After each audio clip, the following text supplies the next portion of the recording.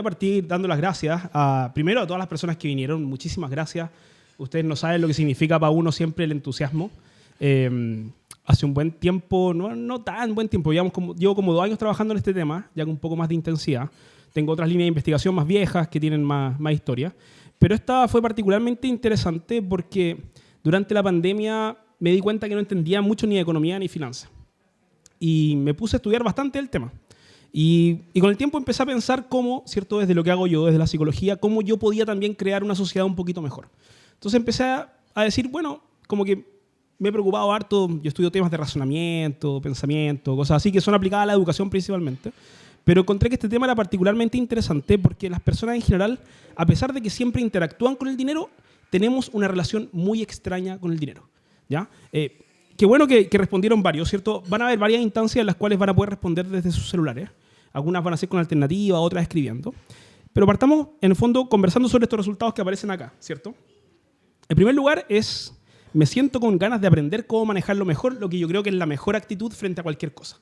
O sea, querer aprender y mejorar, ¿cierto? Siempre va a ser, como le digo siempre a mi hijo mayor, ¿cierto? Es la mejor actitud que uno puede tener frente a las cosas y los desafíos de la vida. El segundo habla de confundido, ¿cierto? Y es algo que no se entiende y es súper interesante porque ocupamos dinero todo el tiempo. O sea, nuestra sociedad funciona en torno a esto. Hoy día incluso es mucho más complejo de lo que era hace 50 años atrás. Anteriormente la gente ocupaba billetes, ¿cierto? Cosas así. Hoy día tenemos tantos medios de pago que realmente es mucho más complejo y también eso pone una carga sobre las personas. Me siento nervioso, ahí tenemos un aspecto como emocional, una respuesta emocional, me siento frustrado, ¿cierto? Y en el último lugar me siento cómodo. Vamos a revisar varios temas y espero que al final de esta charla se sientan un poco más cómodos con el tema. ¿Ya? Va a tener algunas partes más prácticas, otras partes más teóricas, espero en general que sea una buena experiencia. Bueno, como les contaba María Jesús y Sergio, ¿cierto? Yo trabajo en la Universidad Austral de Chile. Soy doctor en Ciencias Cognitivas y en Neurociencia, ¿cierto? Y trabajo en el Laboratorio de Psicología Experimental y Neurociencia Cognitiva. Y hace un tiempo que empezamos con esta línea y estamos trabajando con estudiantes. La primera pregunta es, ¿qué es el dinero? ¿Cierto? Y el dinero tiene 3 características principales. O sea, si ustedes se van a la página, por ejemplo, de la Comisión para el Mercado Financiero, les van a dar esta definición, ¿ya? Le van a decir, el dinero en primer lugar es reserva de valor. ¿Y qué significa eso? Que en el fondo me permite guardar algo para el futuro. Pensemos, hace 500 años atrás, ¿cierto? No había buena refrigeración, no existían los refrigeradores como los que tenemos en la casa, ¿cierto? Tal vez tenía harta comida, pero era difícil conservarla, ¿cierto? El dinero da una opción de conservar cosas para el futuro. Entonces yo puedo en el fondo transformar mi trabajo, por ejemplo, en dinero, y ese dinero lo puedo dejar guardado, ¿cierto? Para usarlo más adelante, algo así como un autopréstamo personal. Es como que me le presto plata a mí mismo en el futuro. También es una unidad de cuenta en el sentido de que estandariza las cosas, ¿cierto? Cuando un café cuesta, por ejemplo, 3.000 pesos, ¿cierto? Y, no sé, ir al psicólogo cuesta 20.000 pesos. Me da una idea, ¿cierto?, de qué cosas son más baratas y qué cosas son más caras, ¿cierto? Y pone algo en una escala que nos permite hacer referencia, ¿cierto? Eso no significa que sea justo, ¿ya? Son cosas distintas. Uno puede decir, tal vez ir al médico vale 50 lucas, un especialista, ¿cierto? Y tal vez no es justo que valga tanto, y la sensación es negativa, ¿cierto? Pero me da una unidad de cuenta, me da una unidad en la cual yo puedo ordenar cosas. Y a nivel social me da una idea también de qué cosas son más valoradas por la sociedad y qué cosas tienden a ser menos valoradas. Y finalmente, un medio de intercambio. ¿Qué significa esto? Esta es la parte que uno más piensa del dinero, ¿cierto? Que en el fondo me sirve para traspasarle algo a otra persona. Entonces, si yo, por ejemplo, voy al psicólogo, ¿cierto? Yo pago 20.000 pesos y recibo mi sesión de psicoterapia, ¿cierto? Se permite también hacer ese tipo de cosas. Esta es una encuesta de la tercera, en junio del año pasado, ¿cierto? Y apunta fuertemente a qué cosas preocupan a los chilenos, qué cosas son las cosas importantes, ¿cierto? Y vemos que cuando pensamos en el sueño de los chilenos aparecen 2 temas financieros rápidamente arriba, ¿cierto? ¿Qué es lo más importante? ¿Cuál es su sueño? Tener una buena pega, ¿cierto? Tener una pega que sea significativa, que me permita desarrollar, que me dé independencia. Y lo otro, tener una casa, ¿cierto? Y eso se mantiene constante, ¿cierto? Aparecen otras cosas importantísimas como salud, metas, ¿cierto? Cosas así. Y en términos de las motivaciones de la vida, aparece que las preocupaciones principales siguen siendo aspectos familiares, ¿cierto? Cuidar de los hijos, la familia, ¿cierto? Y el trabajo aparece también ahí como una preocupación importante. Entonces, esta cuestión, que en términos técnicos solamente sirve para lo que conversábamos recién, sirve para medir cosas, para hacer transferencias. Sin embargo, cuando uno lo mira desde la psicología, sucede que el dinero genera identidad. Y generar identidad en el punto de que tenerlo o no tenerlo puede terminar siendo algo visto como algo positivo o negativo por las personas. Entonces, muchas oportunidades, si no tenemos plata, vamos a decir, oye, me está yendo mal, ¿cierto? En realidad, tal vez yo no valgo tanto. Entonces, transformamos una cuestión que es algo externo en algo interno. Lo transformamos en una identidad, ¿ya? Y eso hace que influya constantemente en nuestras decisiones, ¿cierto? Y en las maneras que hacemos las cuestiones. Ahora, ¿qué nos dicen las investigaciones científicas respecto al dinero? Voy a partir primero diciéndoles que el dinero lo único que hace es lo que les dije anteriormente. Sirve para medir cosas, para intercambiar, ¿cierto? Para guardar para el futuro. Pero cuando uno lo mira desde el punto de vista del uso del dinero, tiene dos caras. O sea, el dinero es neutro, pero sin embargo tiene dos caras. Un efecto positivo es que en general las personas cuando piensan en dinero tienden a ser mucho más autónomas. Han hecho estudios, por ejemplo, en que a la gente simplemente le ponen fotos de plata, así como de billetes frente a ellos, ¿cierto? Y les piden favores, las personas no saben que están siendo expuestas a esto, y las personas tienden a decir, o se demoran mucho más en pedir ayuda, ¿cierto? Y en general tienden a resolver cosas más por sí mismas, ¿ya? Entonces se ha visto mayor autonomía, como pensar en plata me hace pensar en que yo puedo manejar las cosas. Pero por otro lado, y este es el lado como más oscuro del dinero, ¿cierto? Recordemos que siempre es neutro, ¿cierto? Pero tiene efectos positivos y negativos. Aparece que las personas están menos dispuestas a ayudar a los demás. Entonces, en este mismo estudio, ¿cierto? Las personas que en el fondo le pusieron una foto de un billete al lado, las personas vieron esa foto, no era parte del estudio según los participantes, ¿cierto? No le prestan atención, pero sin embargo, cuando un experimentador les pidió ayuda con algo, o estaba haciendo algo y lo estaba haciendo con dificultad, las personas se ofrecieron mucho menos cuando habían visto fotos de dinero antes. Así de sencillo, o sea, pensar en dinero en general nos pone en una situación de que pedimos menos ayuda, pero también tenemos menos disposición a pedir ayuda. Entonces, genera un poco lo que algunos han planteado como una especie de autosuficiencia. En el fondo, yo soy autosuficiente, no necesito mucho a los demás, tampoco ellos me necesitan a mí, ¿ya? Acá tenemos algunos resultados del estudio, ¿cierto? Y vemos que en general las personas que están en la condición de dinero, ¿cierto? Se ofrecieron a ayudar menos codificando número de hojas, destinaron menos tiempo a ayudar a los demás, ¿cierto? Y hicieron menos donaciones de dinero, simplemente viendo una foto de dinero. O sea, eso en psicología se llama priming. Se llama que en el fondo yo evoco un pensamiento, ¿cierto? En ti, sin que tú te des cuenta que lo estoy evocando, y ese pensamiento que está evocado genera un cambio conductual. Es como en el fondo yo activo una creencia, ¿ya? No es nada más que eso. Y vemos que es algo tan sencillo como tener una foto, ¿cierto? Esto lo hicieron en Canadá, Estados Unidos, en Hong Kong también, ¿cierto? Y solamente una foto de dinero hace que las personas reaccionen de esta manera, ¿ya? Ahora, revisemos un poquito cuáles son las creencias del dinero, y para eso me gustaría preguntarles a ustedes. Imagínense una situación. Ustedes están en un cuarto, ¿cierto? Y entra una persona y les dice, me encanta el dinero. ¿Qué palabra usarían ustedes para describir a esa persona? Por favor, tómense un segundito, así yo tomo un poco de café, y ustedes me cuentan cómo describirían a esa persona. No hay respuestas correctas por si acaso, ¿no? Ya, entonces aparecen algunas respuestas, ¿cierto? Aparecen distintos tipos de calificaciones. Por ejemplo, algunas personas enfatizan la idea de ambición, ¿cierto? Ambición, ambicioso. Otros plantean que está asociado, bueno, con ambición, me imagino que alguien escribió ahí también, ¿cierto? Otros hablan de poder, así como directamente tal vez tiene una preocupación por el poder. Ambicioso gana un poco más, ¿cierto?, sobre el resto de las palabras. Aparece también honesto, ¿cierto? Una persona honesta. Entonces, el punto acá no es, primero, para que la conversación funcione y sea genuina, digan lo que ustedes piensan. Acá no hay respuestas correctas, no hay incorrectas. Y lo interesante es que esto no habla de cómo es la persona, porque la persona que aparece en esta historia no existe. Esta persona no es real, ¿cierto? Es simplemente una caricatura, una historia. Pero sin embargo, esto empieza a reflejar las creencias de cómo nosotros vemos a las personas en base a las conductas que tienen, ¿cierto? Si alguien llega y me dice, me encanta el dinero, yo pienso que es ambicioso, pero también puedo pensar que es honesto, o puedo pensar que es una persona que, por ejemplo, está muy dedicada a avanzar en su carrera. Y las veces anteriores que he hecho este tipo de actividades, aparecen justamente ese tipo de cosas, ¿cierto? Y la palabra misma de ambición puede ser tomada en dos sentidos, ¿cierto? Puede ser ambicioso en el sentido de querer dominar el mundo, ¿cierto? Así como Pinky Cerebro, ¿cierto? Juntemos a dominar el mundo. Pero también puede ser ambicioso en el sentido de progreso, ¿cierto? Yo quiero que las cosas progresen, que las cosas avancen, ¿ya? Así que muchas gracias por su respuesta. Y esto refleja las creencias. Vamos con otra, esta más rapidita, ¿cierto? Dice, imagina que entras en una habitación, a tu izquierda se encuentra todo el amor y la paz que tú y tus seres queridos podrían necesitar, a la derecha se encuentra todo el dinero que tú y tus seres queridos podrían utilizar. ¿Qué elegirías? ¿Cierto? ¿Qué elijo? Amor y paz y dinero. No pueden elegir las dos. Esa es la idea, ¿cierto? Elijan. ¿Qué elegirían ustedes? Y ahí debería aparecer. Y está dividido en 50-50, ¿cierto? Ah, súper bien, ¿cierto? Entonces, el 50% de las personas dice amor y paz y el 50% dice dinero, ¿ya? Entonces, nuevamente, lo que estas preguntas quieren reflejar, y por eso las pongo acá, ¿cierto?, para ustedes, es que estas preguntas reflejan las cosas que nosotros valoramos, ¿cierto? Recuerden, el dinero es neutro, el dinero no es bueno, el dinero no es malo. No podría serlo, es solamente una herramienta. Es una herramienta que, como les dije al comienzo de la charla, ¿cierto?, sirve para cuantificar cosas, para transacciones. Eso es realmente el dinero. Cualquier otra cosa que yo le agregue sobre eso tiene que ver ya con los valores que yo...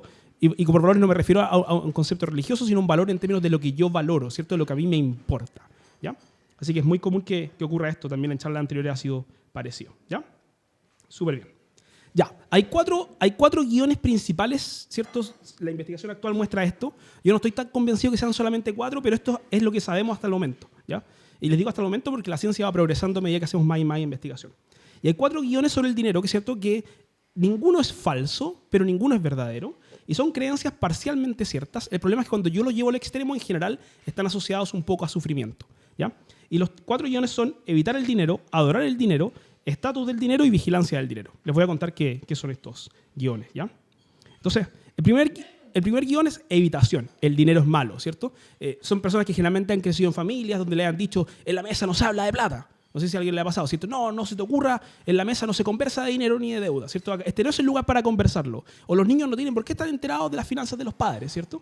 Y ocurre mucho, ¿cierto? Que son personas que rechazan el dinero como si fuera algo malo. De hecho, son personas que en general tienden a ver a las personas con más dinero como personas malas, ¿cierto? Que en general han obtenido su dinero de manera tramposa. Por eso les digo que siempre es parcialmente cierto, ¿cierto? No es totalmente cierto, pero algo de verdad tiene, ¿ya? Se observa mucho, yo sé que hay hartos psicólogos acá, se observa mucho en profesionales de ciencias sociales esta creencia, mucho, sí, es muy fuerte, ¿cierto? Y está asociado en términos de conducta a descuidar las finanzas. Son personas que en general lo que hacen es no pensar en el dinero. O sea, mientras menos puedo pensar en el dinero, mejor. Entonces, no abren sus cuentas, no miran las cosas. Intentan que sea lo más rápido posible, el menor nivel de interacción posible con temas monetarios. ¿Ya? No quiero saber cuánto tengo, no quiero saber la deuda que tengo. Si tengo una deuda a largo plazo, no sé, no me pregunte, ¿cierto? En realidad no tengo idea. Hay una evitación activa del dinero. Importante. Yo puedo tener más de un guión, no son excluyentes entre sí. Yo puedo evitar, y divertidamente puedo evitar el dinero y adorar el dinero. ¿Qué significa adorar el dinero? Son personas, no que la adoren en el sentido de que tengan un dibujo, un cuadro de dinero en la casa. No es adorar en el sentido amoroso, es adorar en el sentido de que yo creo que el dinero me va a traer felicidad. Si yo tuviera un poquito más de plata, si solamente ganara un poquito más de plata, yo sería mucho más feliz de lo que soy ahora, ¿ya? Y ese es el guión segundo, adoración del dinero, ¿cierto? Son personas que en general tienden a caer en gastos compulsivos, son personas que en general son generosas también con los demás, pero son generosas al punto de que llegan a ser poco generosas consigo mismas. Entonces son personas que en general tienden a dar regalos muy buenos, ¿cierto? Que demuestran mucho afecto a través del dinero, pero el problema es que en general también esto está asociado a gastar mucha plata, ¿ya? Tenemos un tercer tipo de creencia que tiene que ver con estatus, que tiene que ver con que el dinero yo tengo que ponerlo en función de demostrar que lo tengo. Y es importante que yo demuestre que tengo dinero, ¿ya? Entonces me compro ropa que en el fondo demuestre que tengo dinero, ando en un auto que demuestra que tiene dinero. Yo valoro a la gente, si veo a alguien que está bien vestida o en un buen auto, digo, a esa persona le ha ido bien en la vida, yo quiero ser como esa persona, ¿cierto? Entonces el dinero juega un rol de prestigio. Y finalmente tenemos el cuarto guión, que son personas que tienen vigilancia del dinero, que tienen mucho miedo a gastar dinero, que sienten que en cualquier momento algo va a pasar, se va a ir todo muy lejos, a la cresta iba a decir, ¿cierto? Y que en el fondo lo que va a suceder es que las personas se van a quedar sin nada, ¿cierto? Y van a terminar viviendo bajo un puente, ¿ya? Y son personas que tienen creencias bien exageradas, ¿cierto? De temor, entonces no gastan. Y acá viene la parte más importante de todo, no gastan en cosas que les harían vivir mucho mejor. O sea, a veces pequeños gastos adicionales harían que esas personas tuvieran mucho mejor calidad de vida y, sin embargo, aún así no lo hacen, ¿ya? Entonces, estas cuatro formas de relacionarnos, ¿cierto? Como les decía, no son independientes. Yo puedo tener una mezcla de las cuatro, pero en general, llevadas al extremo, pueden ser bastante asociadas con distintos tipos de sufrimiento. ¿Qué le pasa a la gente que tiene evitación del dinero? Interesante, tiene una alta correlación con comprar, ¿cierto? También con acumular, ¿cierto? Con exceso de trabajo, o sea, son personas que tienden a sacrificar su propio tiempo privado para ganar un poco más de plata, ¿ya? También tienen una asociación con negación, o sea que en realidad no pescan mucho el dinero, y facilitador hace referencia a ayudar a personas que no deberían en realidad ayudar. Así como el típico amigo que te dice préstame 10 lucas y te los pago en un mes y no te los paga nunca, ya, ese tipo de conducta, ¿cierto? En el fondo, ayudar a aquellos que en realidad sabemos que en realidad deberíamos dejar de ayudar en algún momento porque no nos está funcionando muy bien. Si se dan cuenta, adoración tiene correlaciones súper parecidas, ¿ya? Entonces, en general, adoración del dinero, ¿cierto? Yo creo que el dinero trae la felicidad y hay una mayor correlación un poco más alta con comprar, ¿cierto? Porque en el fondo el dinero hay que usarlo, ¿cierto? Para aumentar la felicidad. En el caso de estatus, ¿cierto? Se ve algo más o menos asociado, también comprar, ¿cierto? Aparece apostar, que no aparecía antes, ¿cierto? Y aparece un poco de infidelidad, pero una correlación bastante pequeña. Y en el caso de vigilancia, nos damos cuenta que las correlaciones son negativas, o sea, son al revés. La gente que tiene vigilancia tiende a infragastar, pero infragastar incluso al punto de sufrir por no gastar, ¿cierto? O sea, pueden tener plata ahorrada, pero aún así no la gastan. Ejemplo típico, una persona que tiene que ir al médico, tienes que ir. O sea, te pasó algo y tienes que ir. Y aún así decide no ir. Y arrastra. Y a pesar de que tiene el dinero para cubrir ese gasto, decide no hacerlo, ¿cierto? Porque no le gusta gastar su dinero, ¿ya? Entonces, todos estos guiones pueden llevar a distintos tipos de sufrimiento. ¿Cómo puedo cambiar esto? ¿Cierto? Obviamente ahí está el centro del árbol, puede ser un camino, ¿cierto? Ahí está Sergio. La psicoterapia puede ser un buen camino, ¿cierto? Y obviamente hay que hacer algún tipo de modificación de conducta que probablemente pase por algún tipo de alteración de las sensaciones y de las creencias de la persona, ¿cierto? Creencias típicas, ¿cierto? Trabajo mucho. Eso quiere decir que merezco tener lo que quiero. Esa es como la típica creencia, ¿cierto? Me he sacrificado tanto, he trabajado tanto, me voy a gastar esta cuestión porque me lo merezco, ¿cierto? En general eso está asociado a harto sufrimiento, ¿cierto? Porque después viene culpa, ¿cierto? Vienen como sensaciones un poco desagradables, que con el tiempo digo, pucha, en verdad no debía haber comprado eso, en realidad fue un error, ¿cierto? Entonces, al final lo que tengo que hacer, ¿cierto? Es generar creencias alternativas y buscar alternativas de conducta que me puedan permitir, ¿cierto? Querer comprar lo que quiero comprar. Yo no les voy a dar el discurso típico, así como el típico de la tele, que le dice el gasto de hormiga, no compren nada, no se tomen un latte, porque de hecho les voy a mostrar que en realidad sí deberían tomar café, sí deberían comer las cosas ricas. Lo que pasa es que tienen que elegir en qué van a gastar su dinero, porque no lo pueden tener todo, ¿ya? O sea, no pueden tener todo. Pero, por ejemplo, tomarse un buen café, les voy a mostrar que es parte de las cosas buenas de la vida. Esto no está preparado por ese caso de antes, ¿eh? Ya, ¿qué técnicas puedo utilizar, cierto? Por ejemplo, puedo ocupar técnicas de cuestionamiento socrático, ¿cierto? Me puedo cuestionar a mí mismo, cuestionar mis propias creencias, ¿cierto? Puedo decir, ¿por qué estoy diciendo eso, cierto? O lo que estoy diciendo, ¿es cierto en todos los casos? Puedo evaluar evidencia, ¿cierto? Que contradiga lo que estoy creyendo. ¿Hay razones para dudar de eso? Puedo plantear contraargumentos, ¿cierto? Ya, yo creo A. ¿Cuál sería el contraargumento contra A? ¿Cierto? Entonces, en el fondo, creo una segunda voz que habla conmigo, pero en el fondo me hace un cuestionamiento como el que Sócrates me haría a mí, ¿cierto? Que en el fondo cuestionaría todas las cosas que yo digo, ¿cierto? Y puedo pensar también, si sucediera X, ¿cierto? ¿Cuál sería el resultado probable? Entonces, son buenas técnicas que en el fondo permiten ir conociéndose un poquito más y es bueno ir identificando cuáles son nuestras creencias respecto al dinero. Vamos a hablar un poquito de dinero y felicidad. Y les voy a dar algunos tips de cómo aumentar su felicidad con el dinero que ya tienen. O sea, ¿qué nos dice la evidencia científica de cómo aumento mi felicidad gastando mi dinero de manera correcta? ¿Ya? La pregunta típica, ¿cierto?, al respecto es, ¿realmente el dinero compra la felicidad? Al comienzo sí.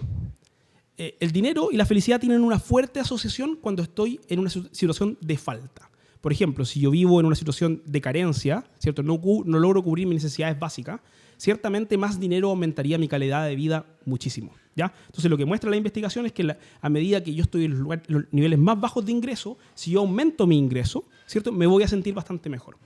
Pero llega un punto, ¿cierto? Llega un punto en el cual ya tengo las cosas que quiero, ¿cierto? Y en ese momento el dinero deja de tener importancia, ¿ya? Entonces, ¿hay una asociación? Sí, pero a nivel principalmente de cosas no satisfechas, ¿cierto? Cuando yo no tengo, por ejemplo, una ducha, cuando no tengo, ¿cierto?, un trabajo estable, cuando no tengo, ¿cierto?, un lugar donde vivir, ¿se entiende la idea, ¿cierto? Cuando no tengo comida segura, ciertamente aumentar la cantidad de dinero en mi familia va a generar un alto nivel de felicidad, ¿cierto? Pero cuando ya llego a un punto en que en realidad tengo un auto, ¿cierto?, que en el fondo me muevo bien, en general me alcanza, ¿cierto?, en general ya el dinero deja de ser un poco importante. O sea, esta fantasía de que si ustedes ya viven bien, vivirían mejor si ustedes fueran como Elon Musk, ¿cierto?, y tuvieran...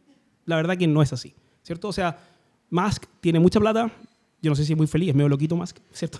Además, pero hay un punto que ya no hay más, ¿cierto? Hay un punto que el dinero ya no da más, ¿ya? Ahora, en términos de políticas públicas, esto es bien interesante porque habla fuertemente que en los casos de familias que viven en condiciones de pobreza, el Estado haría bien en hacer transferencias económicas directas. O sea, uno podría aumentar rápidamente el nivel de vida, ¿cierto?, de las personas en más necesidad económica haciendo transferencias económicas, ¿ya? Entonces, ese tipo de cosas en general no se conversan, pero creo que es importante también considerar que en los niveles de más bajo ingreso en realidad sí hace mucha diferencia. Ahora, lo otro también es que pasar por una situación económica compleja aumenta el sufrimiento en general. Entonces acá tenemos personas que reportan tristeza y preocupación, ¿cierto? En el lado izquierdo tenemos que, en el fondo, esto en Estados Unidos, Kahneman, ganador del Nobel, ¿cierto?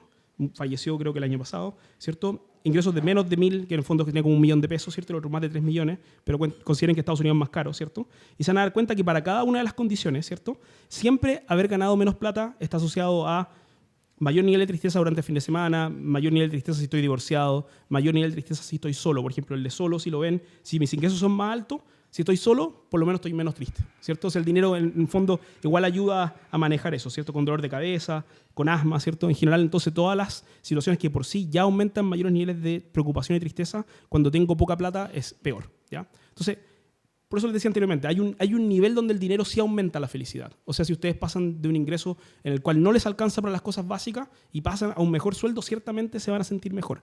Pero cuidado, y aquí está la trampa, que cuando ya estén cómodos en sus vidas, ¿cierto? O más cómodos, digamos, porque más cómodos, probablemente ese nuevo trabajo que te ofrece un poquito más de plata, cuando ya te alcanza para todas las cosas bien, viajas, tienes tranquilidad, comes bien, probablemente ese poquito más de plata no te va a dar mucha felicidad. Y la investigación muestra que en general las subidas de sueldo de personas que ya ganan buenos sueldos, la felicidad dura 1 año. Después de eso te acostumbras. Y lo que hace es que aumentas tu nivel de gasto. Entonces al final el nivel de gasto va subiendo a medida que tú ganas más, ¿ya? Entonces, tengan en consideración eso porque a veces cambiar de pega no es necesariamente la mejor decisión, ¿cierto? Todo depende en el fondo de dónde estoy en la distribución. Ya, esto también es bien triste. Las personas que en general tienen mejor condición económica disfrutan menos de las cosas simples. Y esto también es triste. Entonces, acá simplemente a la gente le presentaron, estaban comiendo un chocolate en este estudio, ¿cierto? Y le presentaron lo mismo, imagen de dinero. Y viendo una imagen de dinero, las personas que comieron el chocolate lo disfrutaron menos y además se lo comieron más rápido. O sea, simplemente pensar en dinero hace que disfrutemos menos las cosas simples, las cosas chiquititas, ¿ya? Entonces, hay que tener mucho cuidado porque a medida que yo voy, ¿cierto? Si voy aumentando, imagínense cuando, no sé, voy a ocupar a mí como ejemplo, cuando salí de la universidad, ¿cierto? Mi primer sueldo así como mejor, ¿cierto? Y empiezo a hacer cosas que antes no hacía, ¿cierto? Porque no tenía plata. Y después voy al siguiente trabajo, gano más, ¿cierto? Hago nuevas cosas también. Pero a medida que me voy acostumbrando a cosas más elevadas, le estoy imponiendo a mi vida también requisitos más altos, porque me acostumbro. Y cuando me acostumbro, el problema es que después lo tomo como dado. Es como, pero por supuesto que yo tengo que tomarme esa piscola cuando yo quiera, ¿cierto? Porque me acostumbro en el fondo a que puedo acceder a todo ese tipo de cuestiones, ¿ya? Ya, volvamos a las creencias de ustedes. Entonces ahora cuéntenme, ¿qué creen ustedes? Uno nunca debería gastar dinero en... De nuevo, esto es creencias, ¿cierto? No hay respuesta correcta. Muy bien. Entonces ahí aparecen distintos tipos de creencias de cosas en las que no deberíamos gastar dinero. Y que sin embargo gastamos harto dinero. Pues, o sea, la apuesta es un gran negocio. O sea, vean cómo le da a los casinos. En general les va bastante bien, ¿cierto? En Internet yo diría que para algunas cosas tal vez, ¿cierto? Tal vez en la compra excesiva puede ser un poco más dolorosa. Muy bien. Vamos con otra parte. Entonces, la duda, ¿cierto? Es, bueno, hasta el momento, como les conté, la parte como un poco más triste, ¿cierto? De las creencias, el sufrimiento, ¿cierto? Entonces la pregunta es como, no hay nada que hacer, ¿cierto? Y les voy a contar un poquito que en realidad hay ciertas cosas que hacer, ¿ya? Un aspecto importante es que las personas en general somos bastante malas para juzgar el futuro. O sea, somos muy malas para predecir nuestros estados futuros. Entonces a veces creemos que algo nos va a hacer feliz y en realidad no es así. Y de hecho, si tenemos expectativas muy altas respecto a algo, en general no lo pasamos tan bien. Es divertido, pero la felicidad está en la expectativa. Si yo tengo expectativas muy fuertes de algo, probablemente mis expectativas no se van a cumplir, ¿ya? Y esta dificultad para el pronóstico afectivo hace que muchas veces gastemos plata en cosas que en realidad no nos van a llevar a una mejor calidad de vida ni felicidad, ¿ya? Entonces, ¿qué cosas hacemos las personas que en general llevan a menos felicidad? Uno, priorizamos las posesiones materiales sobre las experiencias, y yo les voy a contar que es al revés. Ustedes deberían ir mucho más a conciertos y comprarse mucho menos cosas. Lo pasarían mucho mejor. Gastan demasiado en seguros contra pérdidas potenciales. Las personas, y esto es un tremendo negocio de las empresas, así como tú compras algo en Mercado Libre, ¿cierto? Y te dice, ¿quieres ponerle un seguro? En general, no. La recomendación es que si cualquier cosa que valga menos de un mes de sueldo, nunca un seguro. Es mejor perderlo. Es mejor arriesgarse. Si vale más de un mes de sueldo, vale la pena. Un auto vale la pena un seguro, una casa vale la pena un seguro. Si en una casa una persona gana más dinero y esa persona es en el fondo totalmente fundamental para el funcionamiento de esa casa, me refiero a que si esa persona muere, esa casa se va, ¿cierto? No va a seguir funcionando igual, es una buena idea un seguro, ¿ya? Pero para cosas chicas, nunca. La aspiradora, nunca. Nunca una aspiradora con seguro. Nunca una aspiradora con seguro. Nunca un celular de 200 lucas, nunca con seguro. O sea, de verdad, eso es pérdida de plata, ¿ya? Y lo otro que hacemos también es que priorizamos mucho la gratificación inmediata, ¿ya?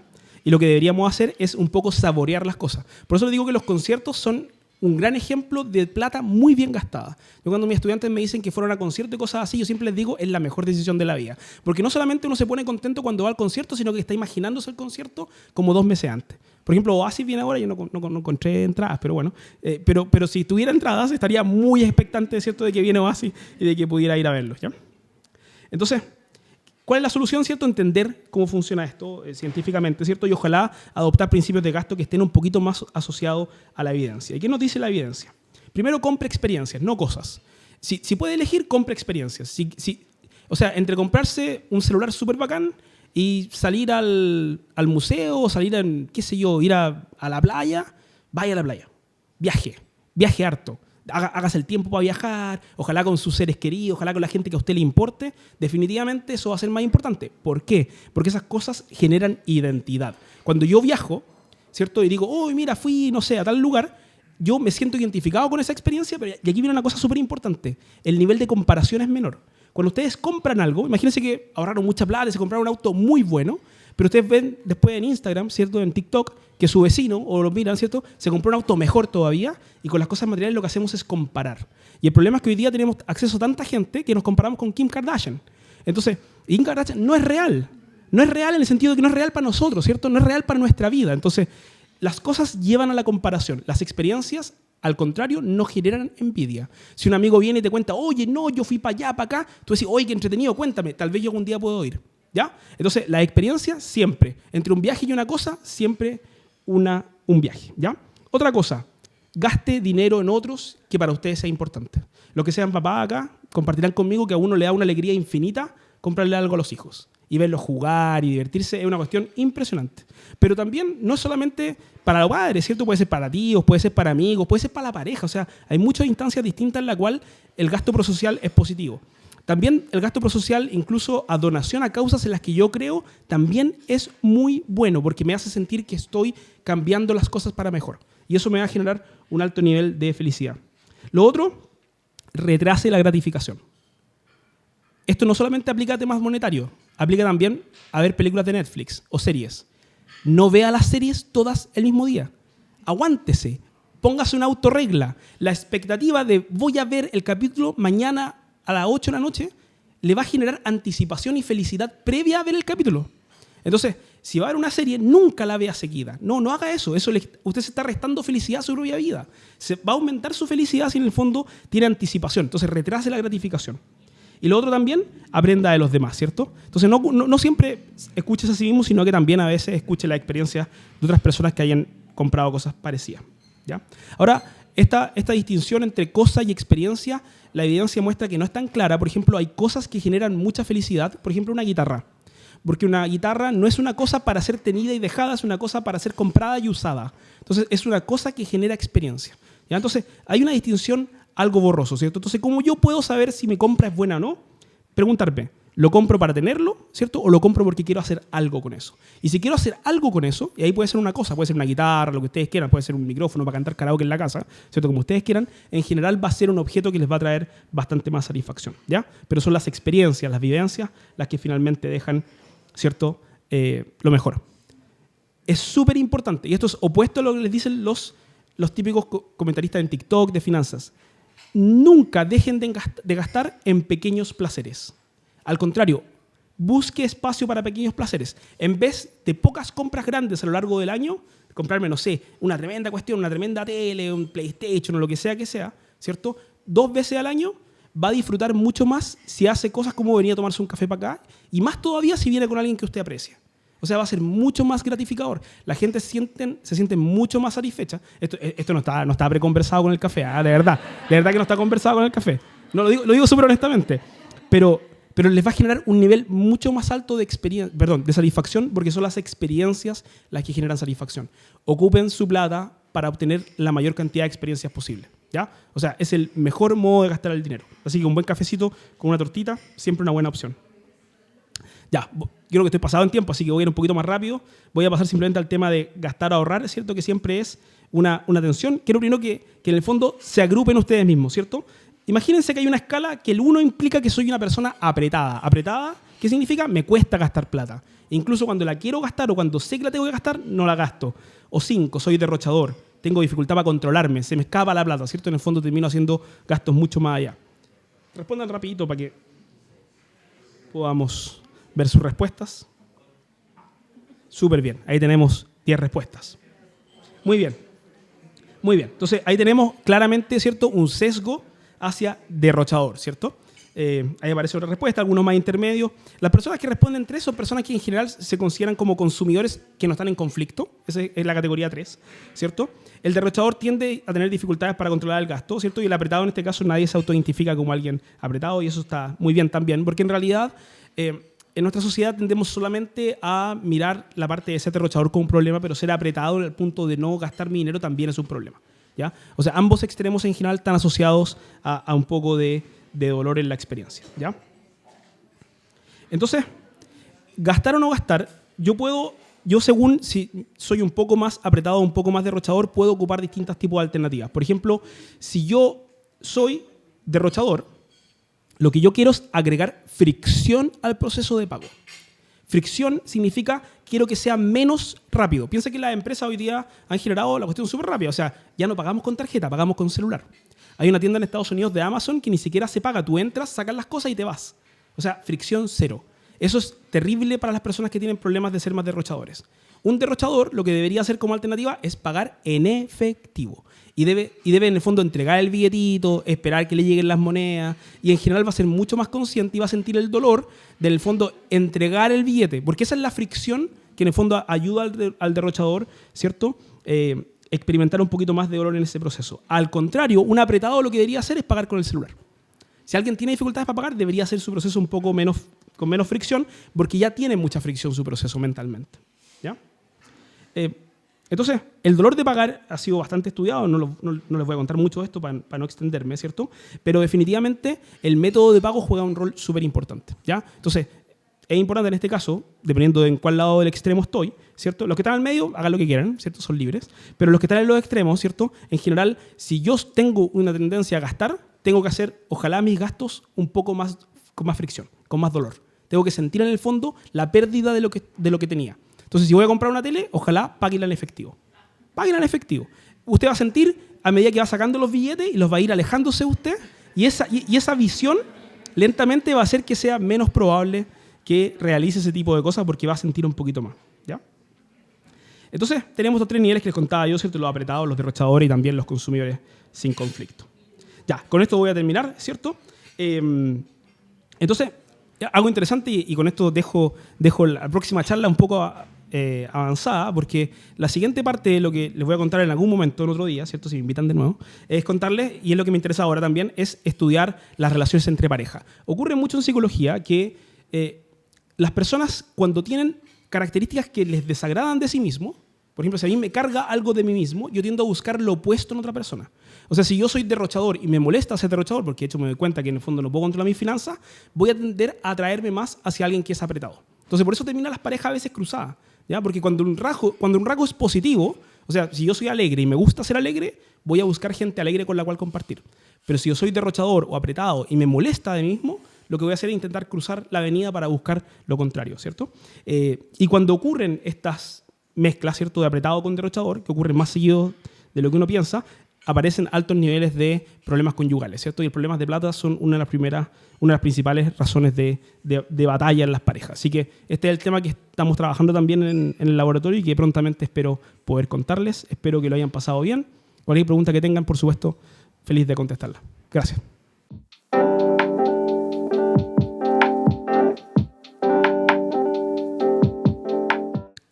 Lo que pasa es que las creencias en general son fuertes predictoras de nuestra conducta, ¿ya?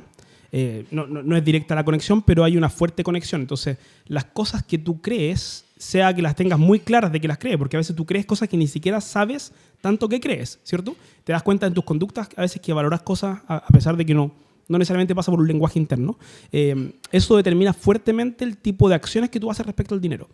Entonces, si tú crees que el dinero es malo, ¿cierto?